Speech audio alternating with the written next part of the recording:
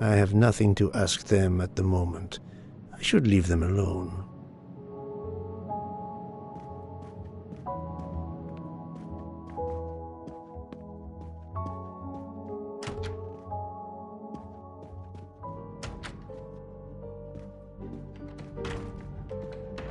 Good evening, Fräulein Schmidt. May I disturb you for a moment? You asked so politely, mein Herr, but I do not think I have a choice.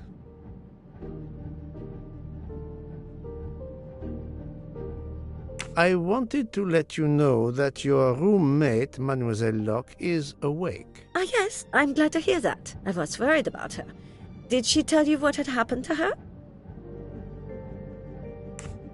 Unfortunately, she doesn't remember much, but we found a residue of a sleeping pill in her cup of tea. Since you two were alone together in your room when she drank it, who else but you could have dragged her? Must I point out I do not make the tea on this train? You should question the conductor or the kitchen staff. I know you have sleeping pills, Fräulein. I do have some. Do you think I'm the only person on this train who finds it difficult to sleep? I believe the Countess Andreni takes them. And I heard the Olsen woman thanking Mrs. Hubbard for a pill. That was aspirin. If you say so. Mademoiselle Locke could have died. Whoever drugged her must not feel any empathy for their fellow human beings, given the dose that Mademoiselle Locke ingested. She was close to death. Oh my God. What did I do? I didn't want to hurt her. Just have her sleep for a few hours while we had time. We? Time for what? Time for what, Madame Schmidt? You think I feel nothing? Nothing? That poor little girl. Indeed, that poor little girl. Fräulein Schmidt is somehow connected to the Armstrong case.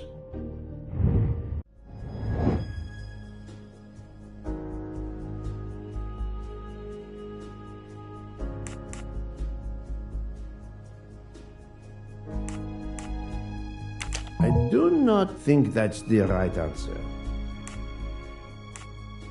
I must admit I'm not right this time. Et voilà. Fräulein Schmidt, I have a certain reputation for sniffing out... I am not a murderer. Forgive me, but I was going to say brilliant chefs. You were the Armstrong family's cook, were you not? But... yes. I was the cook of that lovely, lovely family. I'm sorry, but I must ask you to give me some time to collect myself. It wasn't supposed to be like this. My darling, my poor darling child.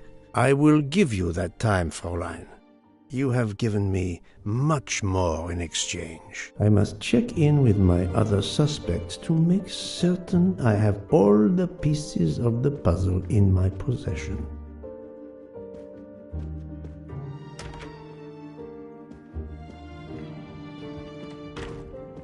Can I get you something, Monsieur Poirot? Everyone is so tense. An aperitif soon, Monsieur Fauchet, with pleasure, when the matter is resolved.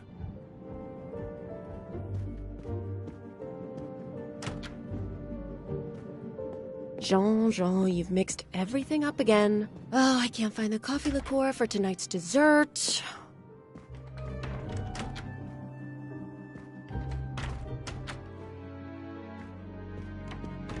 You're right, Mr. Boog. This dessert is delicious. I'm glad we didn't wait for dinner. I promise the entrée will be superb as well. Detective Locke, you are recovering well, I see. Yes. I should be helping with the investigation. Do you know who drugged me? It is early yet for conclusions. When I return, then we shall see. Do not worry, Poirot. She is in good hands. Potarou, Freya, and yours truly are looking after her.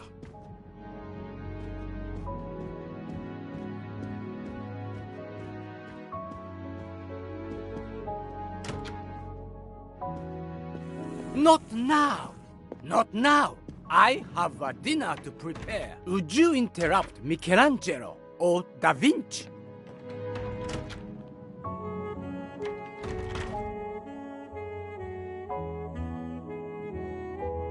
Good evening, Michel. Am I bothering you?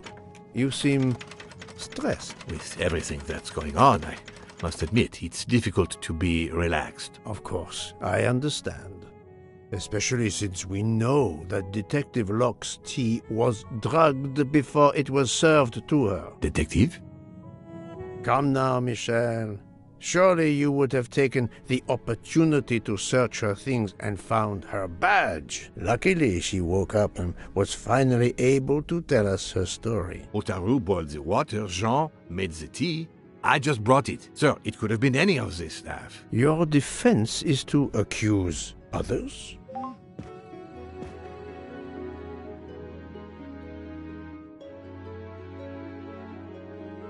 You have a network connection? No, unfortunately. It's just an auto...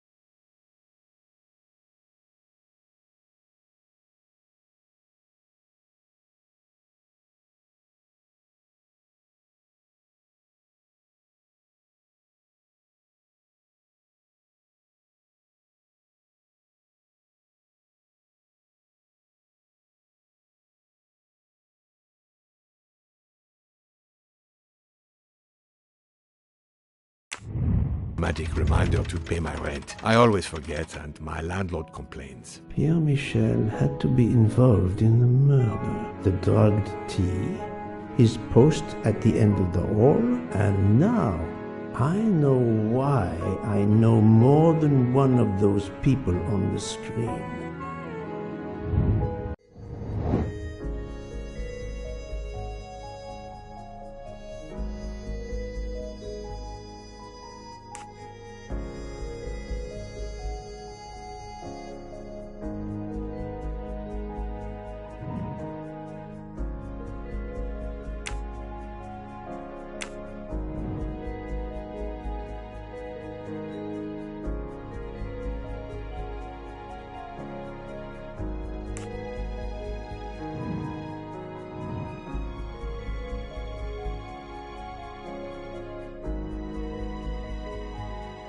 This is wrong, but I'm never far from the truth.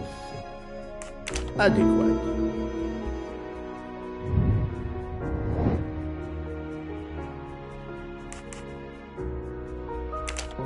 Fantastique.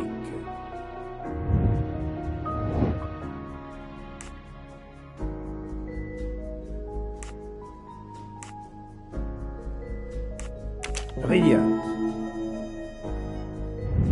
I'm right again. You are the father of Suzanne Moreau, Daisy Armstrong's nanny. My condolences on the death of your wife. What? But my wife... Enough lies. Suzanne does not bear your name? No. Suzanne's mother and I were divorced. Suzanne kept her mother's name. My most sincere condolences, Monsieur Michel, on the deaths of Suzanne and your wife. This job, I loved them, but I was never there for them. Then, a year after the divorce, Solange became ill. Suzanne took her to this special hospital in the US. Got that job as Daisy's nanny. I understand your pain, and the reason that led you to drug Detective Locke. We really can't hide anything from you, can we? Many have been foolish enough to try and keep the truth from Hercule Poirot. Yes, I admit, I drugged the tea. But it was only to keep her quiet, until I could... But she reacted so much to the sleeping pills. She was lucky, as are you, that she didn't die. To be frank, there is one more thing that puzzled me, but I think I understand now.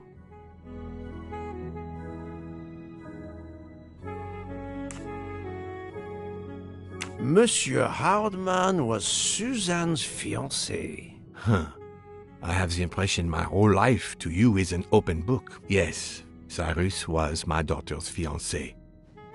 I almost consider Cyrus as my own son. Of course, much more is clear now.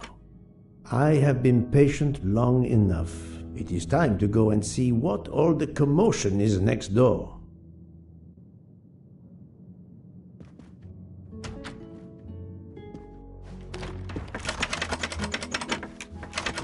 Monsieur Hardman, excellent. The gods who watch over detectives must have trapped you here.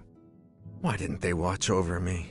I'm a detective, too. I was talking to Michelle about a leaky faucet, and I wanted to go out, but, you showed up. No need to invent some preposterous story. But really, Michel has told me everything. You are the fiancé of Suzanne Moreau, his daughter. Oh. I see. Surely this is not a big surprise to you. No. Suzanne was the only woman I ever loved. And I failed her. We got into a spat. It was nothing, but I was too proud to apologize. We weren't speaking at all. Suzanne never really cared for that guy, Noah. She would have forgiven me. If only. If only. If only. A common refrain between lovers who quarrel. Obviously, Pierre Michel and Fräulein Schmidt both drugged Detective Locke's tea, causing the overdose. No wonder she had so much trouble waking up. Time to report my findings to her and book. Another delightful trophy for my collection.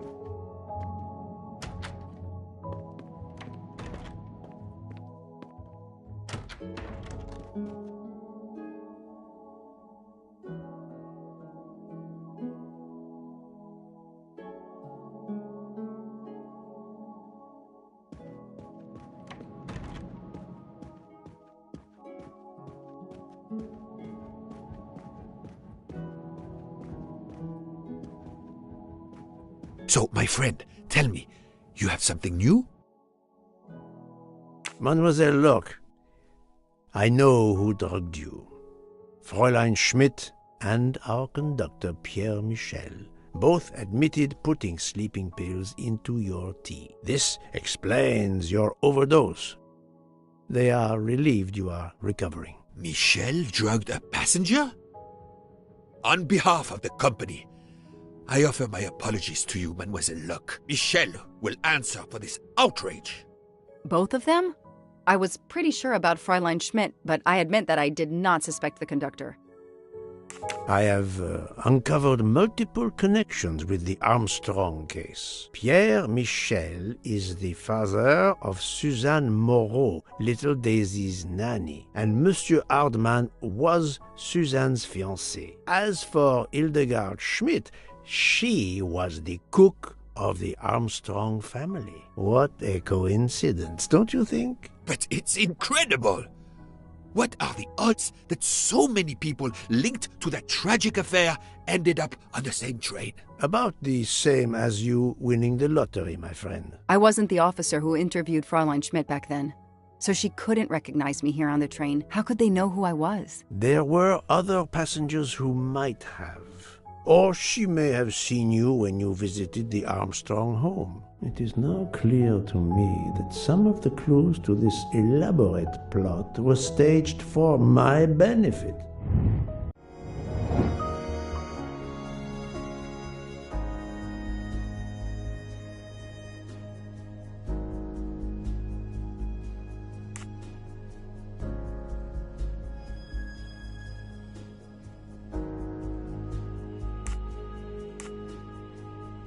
I do not think that's the right answer.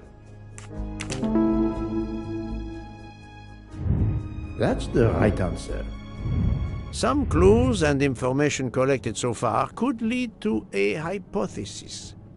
The murderer boarded the train in Vinkovsky, killed Ratchet, and then left the train immediately. How did you come to that possibility? Monsieur Hardman told me about a short man with a high-pitched voice who threatened Ratchet. Imagine for a moment that this man, wearing a wagon-lit conductor's jacket, killed him while Michel was on the platform at Vinkovsky. This murderer then hid the conductor's jacket in Detective Locke's room, then fled before the train left. Why choose Detective Locke's room? Why, indeed. Let me re-explain from the beginning.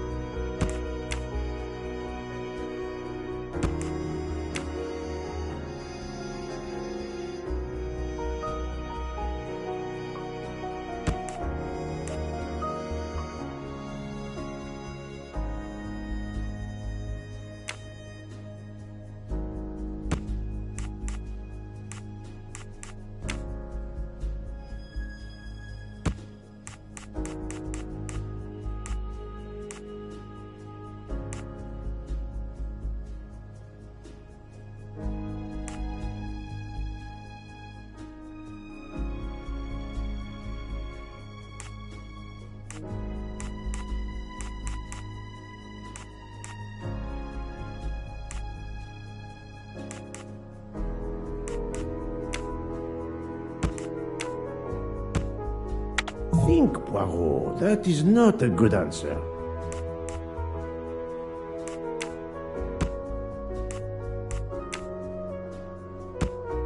I must admit I'm not right this time.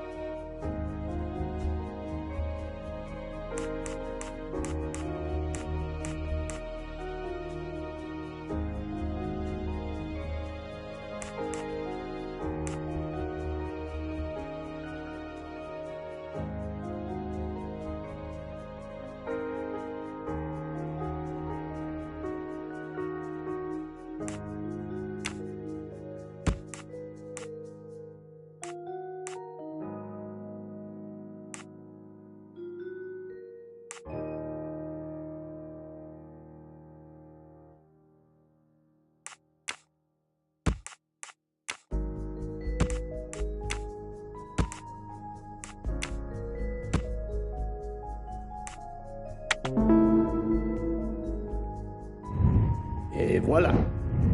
Mon Dieu! Oui! That must be it!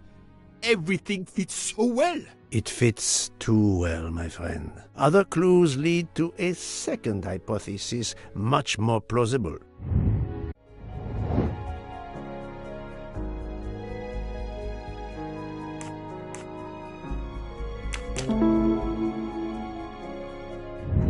I'm right again. That's so. We have multiple murderers, all related to the Armstrong case. The murderer from Vinkovsky was a fabrication to turn suspicion away from those on the train. They expected the investigation to be led by some small-town official who could easily be misled. Mr. Poirot? Detective Locke, forgive me. You are an obvious exception. You tracked Ratchet with the tenacity of a bloodhound. Unfortunately.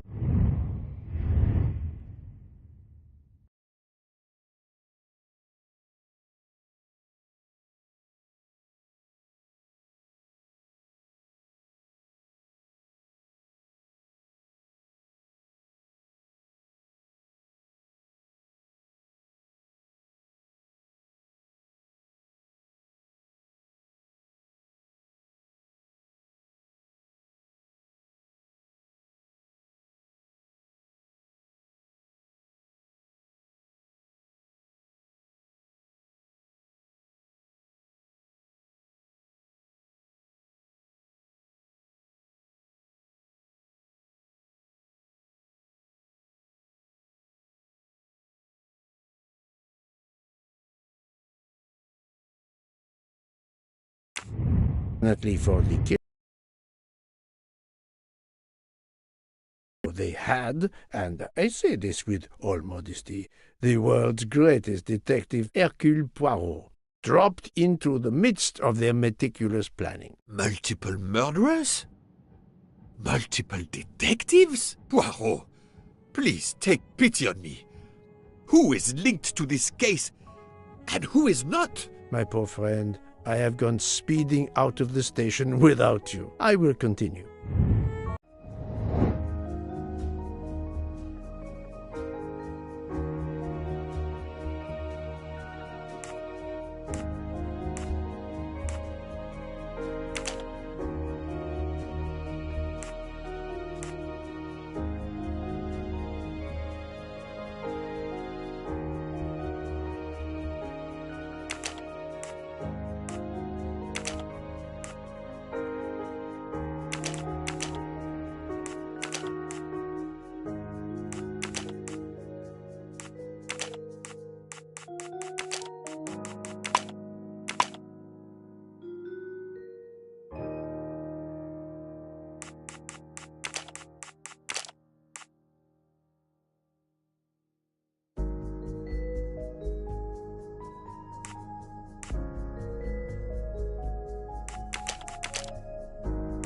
I do not think that's the right answer.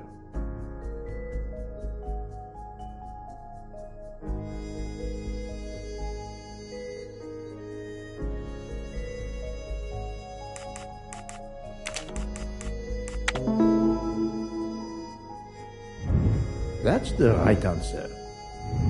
Fräulein Schmidt, Pierre Michel, Monsieur Hardman and Monsieur McQueen are all linked to the Armstrong case. I also know that Sonia Armstrong's sister and godmother, Countess Andreni and Princess Dragomirov, are on this train. And finally, Detective Locke discovered that Mr. Foscarelli was the Armstrong chauffeur. If we add Detective Locke and Ratchet, of the 12 passengers in that coach, 9 have a connection with the Armstrong case. What next, Poirot? Or should I say, who next? It is time to summon everyone. Everyone? Even Dr. Constantine? The train crew other than Michel? Dr. Constantine, yes. I will need him. But we don't want the others as witnesses. I will see that their duties keep them occupied elsewhere. Excellent. I have always thought this moment in a case is much like Rodin unveiling the thinker before a captivated audience. A work of art. Have you not felt that way, Detective? No, Mr. Poirot. I'm happy just to slap the cuffs on him. Well, there is some artistry in that as well, I suppose. Where would you like the unveiling, Poirot? The lounge? Perfect. Then I will gather all the passengers in the lounge.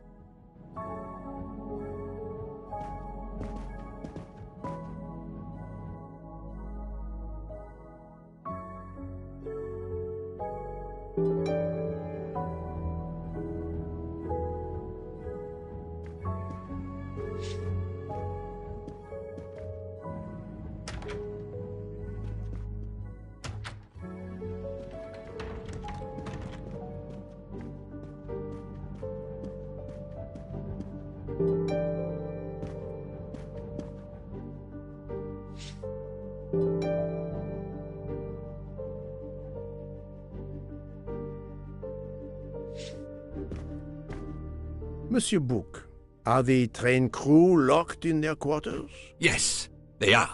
Then the stage is set for the final act. Ladies and gentlemen, I have gathered you together to hear my reconstruction of the murder of Samuel Edward Ratchet, also known as Cassetti. There is not one, but two possible solutions of the crime. I shall put them both before you, and I shall ask Monsieur Bouc and Dr. Constantine here to judge which solution is the correct one. 2 solutions? Mr. Poirot, I am hardly qualified. Nevertheless, your assistance is required. Now, you all know the facts of the case. Ratchet was found stabbed to death this morning. He was last known to be alive at 12:37 a.m. last night when he spoke to the wagon-lit conductor through the door. His watch was found to be badly dented, and it had stopped at 1:15. Dr. Constantine, who examined the body, puts the time of death as having occurred between midnight and 2 in the morning. At half an hour after midnight, as you all know, the train ran into a snowdrift. After that time, it was impossible for anyone to leave the train. So, here is my first theory.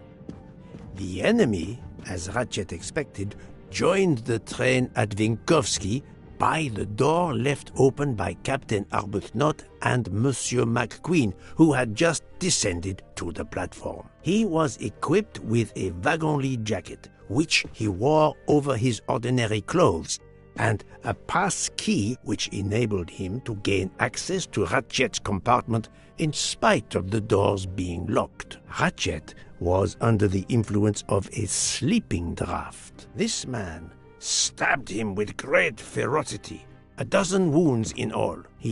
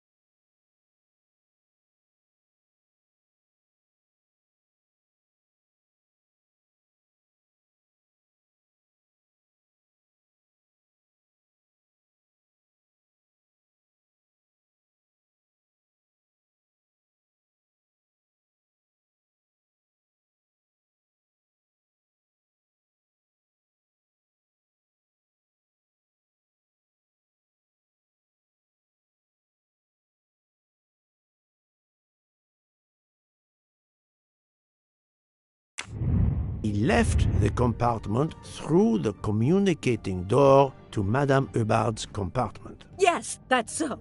Scared me half out of my wits. The murderer thrust the dagger he had used into Mrs. Hubbard's handbag in passing. Without knowing it, he